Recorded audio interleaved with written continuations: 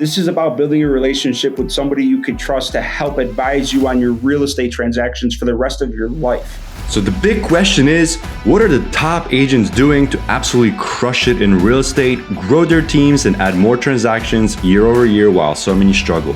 If you ever thought about this, you're not alone. No one has been able to get the answers until now. We spent the last few years helping agents sell billions in real estate, rubbing shoulders with top producers, which got us thinking, how can we expose more people to these insights to help raise the standard in the whole real estate industry? We then realized that we could help bridge the gap by getting the secrets from the best of the best so that you can succeed. My name is Andrew Dunn. And my name is Peter Michael. Welcome to Elite Agent Secrets. I think this is the thing. It's like, take care of the work on your desk. And then you got to the point, which is going to roll us nicely into the third one, which is you've grown, and you've done it all by just taking care of people, taking care of the work. You've got all these referrals now, and it's like you grew this huge Goliath, 117 deals in a year, like we said. And then now you've kind of transitioned, you've got a team, and your third topic here is succeeding through others. So let's break down what that means to you, succeeding through others, because it's a broad topic. This is something that I had to learn. I was a very one-dimensional person, just needing to take care of Nick. When you start bringing more people on the team, there are more people that now need to be taken care of. And you need to choose like how you say things to people and what you say and when you say it and how you say it to make sure that the other person is hearing you. So whether that's starting with a compliment or, being really positive toward, I'm not a positive person by nature. I'm a very skeptical person by nature, which I think makes me very good at my some of the New York with you. My profession, like that's awesome in professional work, right? Being skeptical, making sure everybody's on the up and up. But in this leadership mentality, you have to be empathy forward. If you're not treating the relationships with people in your life, starting with empathy, you can't build those deep emotional banks with them so that they can succeed to the best of their abilities. That's huge. I didn't even think of that. It seems like because of where you are now, you have been investing not only in yourself, but in your people. And then but it wasn't only just your team. It's also been your clients, your people you do business with, and everybody that anybody you come in contact with. Peter, what I say to that point is, I say this often, is it's not just about like having a positive impact on your friends and family, but having a positive impact on the strangers that surround your friends and family and the enemies that surround the strangers that surround your friends and family, and just trying to have impact. What that means, like make the world a little bit better through every decision that you make at every point. I think Will Smith said it really well. He said, one of the questions that he asks himself through all situation that he deals with is, how could I make even this moment even more magical for other people? And when you could hit home on that type of stuff, man, you change people's fucking lives. And it's really fucking easy to change their lives when a real estate purchase is involved because of how much value it brings to somebody, whether that's their first home to live in or whether that's their 150th investment that they're making. It brings value to people. And my whole goal from the moment I started doing this was like, I remember that first fucking check I got for $3,000. I was like, what the fuck did I do for this $3,000? I was like, that wasn't that hard. And I related to the restaurant industry. Like I literally just did what somebody wanted and they paid me. Same thing as a server. Like you're not in the prep kitchen. You're not cooking the shit. You're not preparing it. You're just simply bringing it to somebody with a smile on their face in an accommodating way, and they pay you. But from that first check, it was like, how do I earn this money? And that's what I focused on this entire time over the last 8 years, is how to be proactive, how to make sure my consumers are the most educated consumers in the market. And you want your consumers to be educated. They make good decisions. And when they make good decisions, they're going to make them over and over and over again. And there's guys that I've sold their first and their second or their third investment to that have bought their 40th investment with us. And it's so cool because you work with 10 or 15 of these investors and get to see their strategies on how they're making money doing it. And then you could kind of build your own little plan for your investments by experiencing the perspective of others. It's such a powerful thing about this business, and it's amazing the spider web effect it has just from saying hello to somebody on the street or at the grocery store or at the bank or wherever. We're already having these conversations with people. Just what are you talking about? What are some of the things that you're doing to actually educate your consumers? Other than buy this house is not good, bad, talk about the inspection. Like, what are you doing to educate the market? So what are we doing to educate the market? So it starts with, there's so many different things. It's hard to pack them into one, but even just from the moment somebody gets pre-approved, right? To get one pre-approval first from a local lender that other people within the industry respect, but it's not necessarily the person you have to apply for the loan with, but get one from a local lender, and then we'll shop your mortgage rate out. That there's 4 things that can be shopped on a term sheet. What kind of stuff to ask for during the inspection? What stuff did we know about? Do we need to sacrifice for? But the stuff that we uncovered, how do we get them how do we get our buyer the most amount of money for those issues that we didn't know existed on that first visual inspection? So, and then how the whole process works. People don't know what a fucking title company is or what a title report or an owner's lender's policy bullshit racket title crap that happens where you don't even get your title back at the end of the deal. You got to beg your old attorney for it back. And I was just like, fuck this shit. Give these consumers more information. We saw what they did when they got access to a public-facing MLS by way of Zillow with really good UI and UX. But now let's give them more. And don't stop giving them more information, more context about what's next. That's how you really secure those referrals, by just telling them what's coming next. It's really simple to do. You just have to want to do it. Yeah, one of the other things as well, I imagine you do this, but we've spoken about this as well, is that a lot, especially with lawyers, anything to do with attorneys and lawyers, it's just, I don't know, it's the nature of the schools they go to, it must be, but they just put everything in stupid legal bullshit jargon that no one understands except them, with the sole purpose for them to have a career, because they understand, and then they go, yeah, basically just means this. So I'm not sure whether you're doing this, whether you actually go through stuff and basically, or rewrite it. I'm not sure whether you kind of go, this is just what this means. It's written in utter bullshit here, but this is just actually what it means. It's just stupid.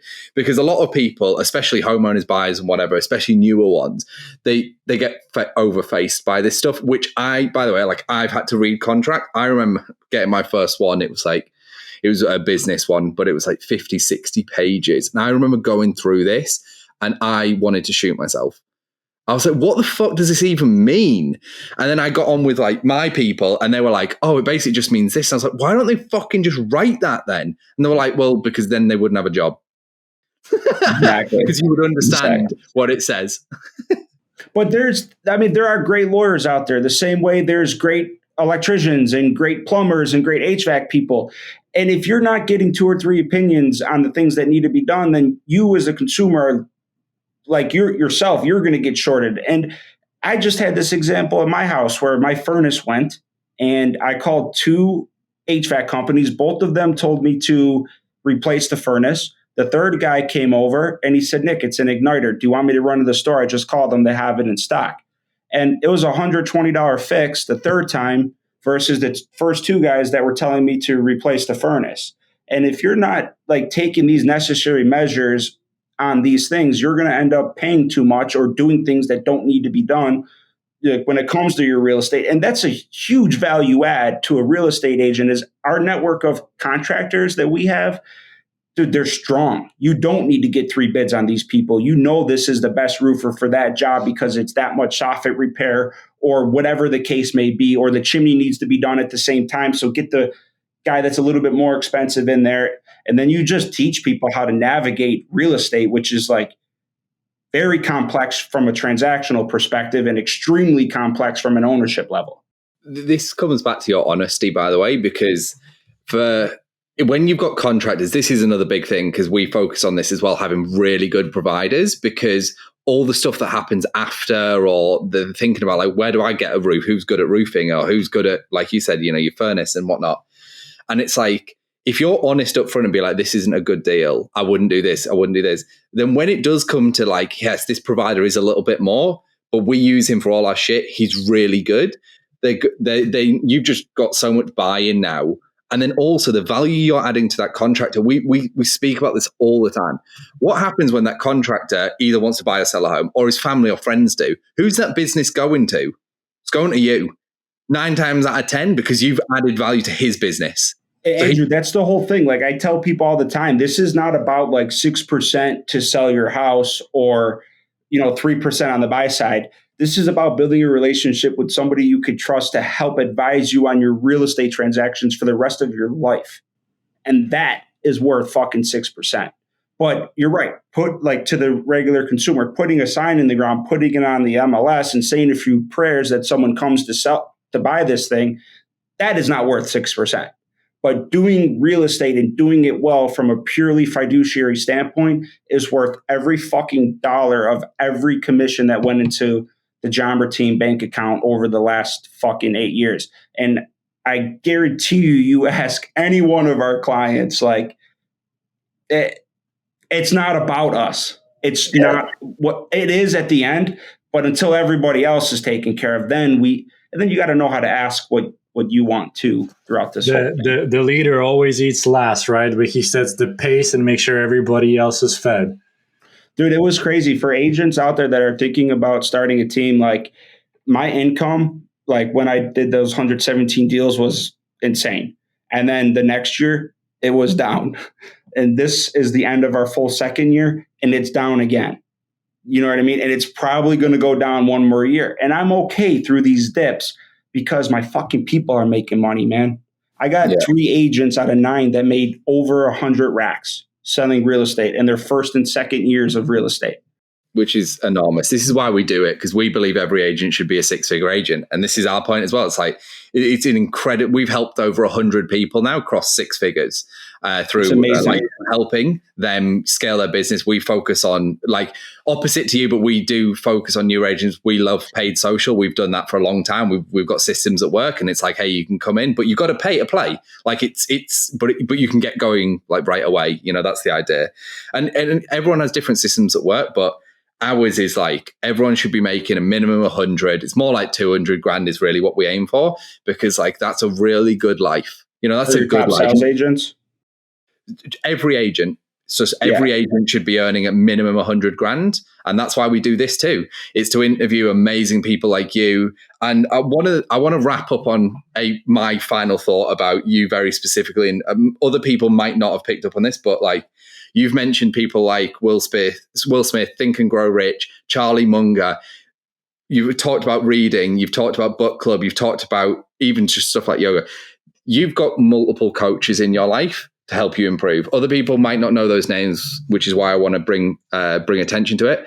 You've blatantly, and you still do, get coached every day on different shit to help you improve as an individual, as an agent, as a person, as a human being. And this is one of the traits of everyone who has ridiculous, way outsized success. With agents make 40K a year, and then there's people, like yourself who are deep into 6 figures a year. Deep right? in this shit, man.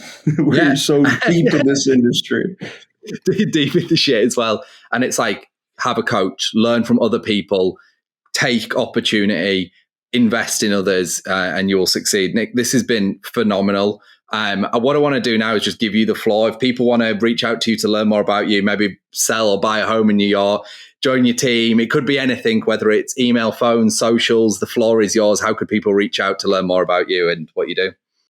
I'll never not give my cell phone number when this question's asked, no matter what year of my professional career. It's 716-239-6432. Always say that twice. It's 716-239-6432. And in terms of social media, I'd say we're most active on the Jamba Team on Instagram. And that's where people can find us and let us help you. Let us help you scale like 117 deals in a year. Nick, this has been phenomenal. Like I said, we've had a really good chat, and we hope everyone listening has learned from someone who is ridiculous. and insanely successful in this industry. So Nick, thanks for jumping on with us today. Everyone, thanks for listening. Oh, and by the way, if you're interested in gaining access to our course and coaching programs 100% for free, then head over to go.eliteagentsecrets.com.